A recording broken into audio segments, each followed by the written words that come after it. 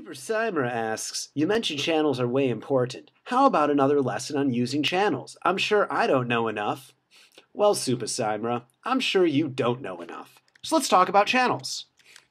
All right, so channels are the very building block of everything in Photoshop. Channels existed before layers. Channels have been with us since Photoshop version 1. And what they are is essentially, you see how we have color? Color in Photoshop is really just the combination of a variety of black and white images. And when I say black and white images, I mean the red channel, the green channel, and the blue channel. This is assuming we're using RGB mode, which we'll assume for now. So you see how this is mostly red over here? If you look over in the Channels palette, quick side note, Channels palette can be found by going to Window, Channels. If you look in the Channels palette, you'll see that it lists red, green, and blue. In the red channel, it shows that this area of the picture is whitish, and where it's whitish, that's where it's most red.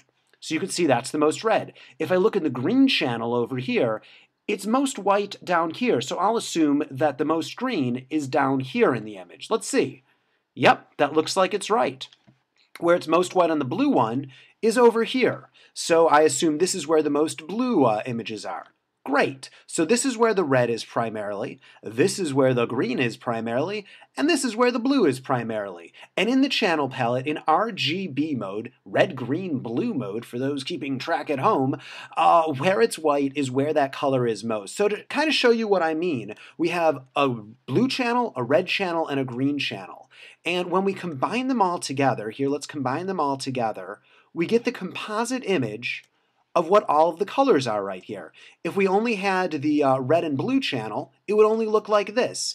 And if we only had the green and blue channel, it would look like this. And this is basically what's called additive colors, which is to say if we have all three colors in there completely, so all red, or the red channel is all white, the green channel is all white on that pixel, and the blue channel is all white on that pixel, we're going to have it be white. And if all of them are all black on a pixel, it's going to be black. That was confusing the way I said it right there. But let's just zoom in a little bit. And so this right here, I assume that's all white on all three channels.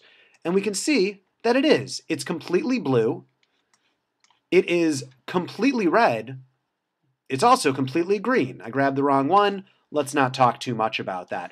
For those wondering, not that this really applies to channels, but the way that I did this is I just grabbed a black and white version of the red channel, the green channel, and the blue channel, copied it and pasted it, turned them to their color, set it on screen mode, in order to make it so it's nifty and seeable and viewable. But feel free to ignore what I just said right there if that was far too confusing. Look, it's 3D! Woo! All right, let's get back to this image right here. So there's a couple of different channels, and right now we're in RGB channel, and that's what most people use when they're doing things for the web. Another mode, if I go to image mode, is CMYK color, and that stands for, yes, conversion, that stands for cyan, magenta, yellow, and black. K is black because if they did B, that would be confusing with blue, which is in RGB mode. That's just the way it is. So if we look over here, we see that we have cyan, looks like this, magenta has like this, yellow is like this, and black is like this.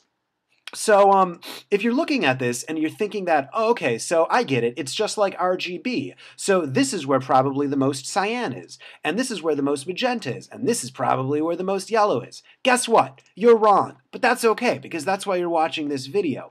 CMYK actually works exactly the opposite way. So where it's black, that's where the most color is. So this is where the most cyan is. See? This is where the most magenta is. See? And this is where the most yellow is.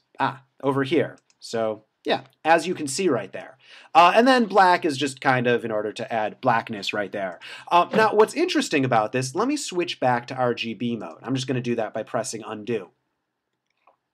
So I'm just going to go between these two and check out the channel palette when I do that. You'll notice that it actually doesn't change that much. So look at red, green, blue, and now look at, or just look at red. Just stick it to red. Look at red, and now look at cyan. And you'll notice they're virtually the same. Here's the reason for that. The reason that you see red as white is because it's additive colors that it thinks about the screen. The reason you see cyan as black, so this is black and this is cyan, just as this is red, just as this is red and this is white, is because this is more thinking about the printer. And the printer is going to lay the black part as a layer of cyan. Now here's the thing. Red is a complementary color with cyan, which is to say they're opposites. Green and magenta are opposites, and blue and yellow are opposites. So if we're seeing it be black where yellow is showing up, and we're seeing it be white where blue shows up, where blue shows up, that's going to be the opposite right there. I'm not sure if that completely made sense, but I'm pretty sure it did, so I'm going to keep going on. All right, so you're looking at this, and the question is, all right, this is great. I can see that it's made up of this red, green, and blue. When you combine them together, that's how we get a color image in Photoshop. Whenever we look at a color image, any color image at all, it is made of these red, green, and blue channels, each of them individually black and white. But because with those three primary colors we can create any color, we get all the colors of the rainbow with that. Why does this matter? I mean, it's cool from a theory perspective to know what's going on behind the scenes of Photoshop, but, really, why does this matter? Well, let's take a green screen photograph here. Let's do a little bit better one like that. Now, I'm going to look at the individual channels here. Red, green, blue. So you'll notice that if I go to green, green is all white, and these are all colors. So if I were to copy this channel out, paste it in right here, and let's go to layers here. You can see it pasted as its own layer. And then I'm just going to do a quick curves correction, and let's set this as white and just everything else as black. Here we go. That looks pretty good right there. I'm going to say, okay, copy this, and just copy this and say create a mask for this, paste in the, paste in this right here into the mask. Let's actually invert it. Very simply, because we were able to understand how channels worked, we were able to very quickly get a selection of this on a green screen. Now that was a little bit confusing, so I actually have a video dedicated to exactly how to do that. So if you just click this box right here, this little fadey gradient thing, here I'll even type it in right here. Box over here, you can actually go to a much more in-depth thing of moving channels into masks. So anyhow, that's one use of using a channel right there. So that's one great thing about channels. What's another great thing about channels? Well, I showed you RGB mode. I showed you CMYK mode. There's one other mode that you can do channels in, and that's LAB mode, and very few people know about this mode. The way that this mode works is instead of breaking it into red, green, blue, or cyan, magenta, yellow, and black, it breaks it into lightness, A, and B. And what A is, it's a gradation of colors from purple to green, and what B is it's a gradation of color from yellow to blue. I'm not going to get into LAB mode because this can be a little bit confusing right here. Dan Margolis. Google Dan Margolis LAB color, and you will see some amazing results of things to go into LAB color. It gets a bit of depth. But one thing you can do with LAB color is if you only affect the lightness. Here, let's actually go here. Go into curves. You can see I can affect lightness channel, A channel, or B channel. If I'm only affecting lightness, I can actually control the contrast with having absolutely no impact at all on the hue. Anyhow, this is something I imagine you're not going to get into if you're doing channels for the very first time. Let me show you one other thing that's pretty amazing with channels and how it's very much the building block of how everything's based off of. Let's say that I wanted to turn this into black and white. This is a terrible picture to turn into black and white, but hey, let's say I wanted to do it. So I'm going to click on black and white right here, and in my properties panel, this pops up. Oh, Photoshop CS6, you so exist now. And what you'll see exists is red, yellow, green, cyan, blue, and magenta. Sound familiar? It should. It's the three channels of red, green, blue, and the three channels of cyan, yellow, and magenta. So all we're doing is we're mixing and matching those three individually black and white images, and it's a matter of how much of each do we want to show. Is that confusing? You look confused. I'm seeing on your face you're a little bit confused. All right, so let me show you exactly what that's doing. If I were to copy the red channel, here, let's move the layers out, and paste that in. Here we go. Here we go. So you see what I needed to do in order to paste it in was to see all of the RGB colors by clicking on RGB, then press paste. Let's call that red.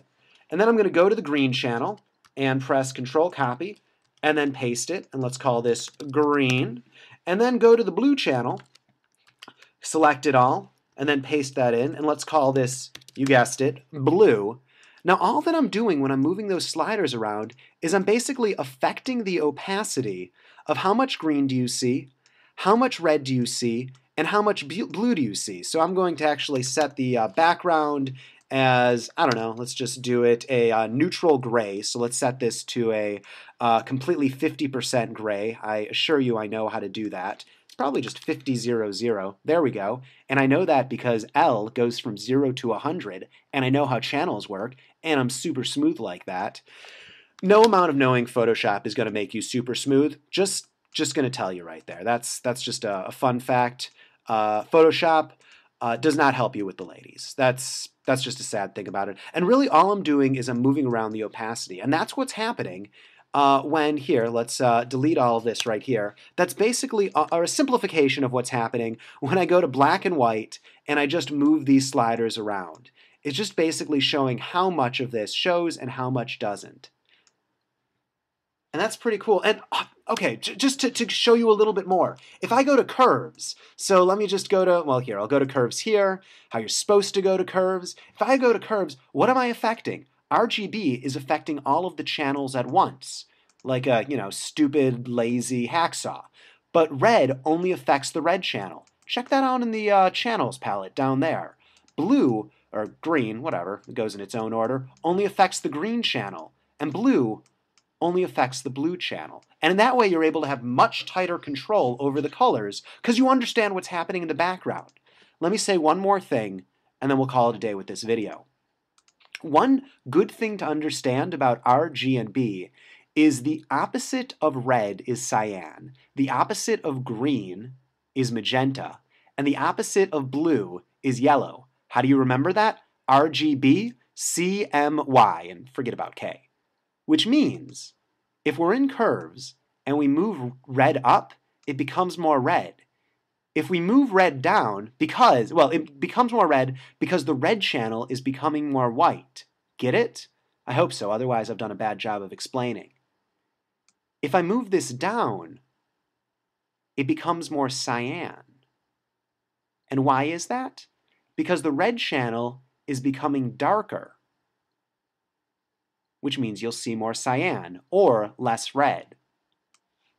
I think I've talked about this in previous places, but this is the way that it works with channels. More green, more magenta. I'm still on the red layer, red channel.